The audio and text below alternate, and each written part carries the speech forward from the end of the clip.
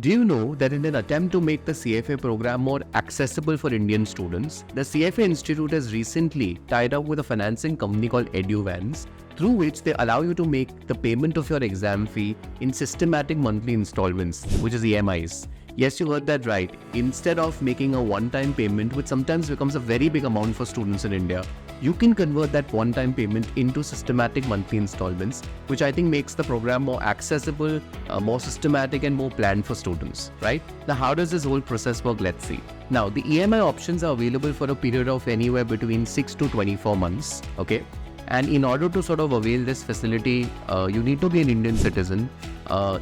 If you're salaried, if you're a salaried employee, or let's say if you're self-employed and you have consistent earnings, then of course you can apply for it. And let's say in a situation that you're a student and you're not earning, you will need some family members earning to be a financial co-applicant.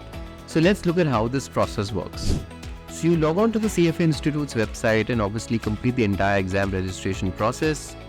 You will see various payment options, and what you need to select is pay by invoice. Okay, you pay by invoice and you download the invoice. Now, until now, the payment is not yet transferred to the CFA Institute. So what you need to do is now you visit EduVans CFA, complete your application and submit this downloaded invoice. EduVans will seamlessly transfer the funds to the CFA Institute, and in turn you will pay EduVans in the form of systematic monthly installments. Now, of course, the value of your installment will depend on the tenure of your loan as well as the applicable interest rates. You also need to take note of the fact that this EMI option covers all 3 levels of the CFA program but does not cover other CFA Institute credentials, scholarship, candidate course fees, or deferral and rescheduling fees.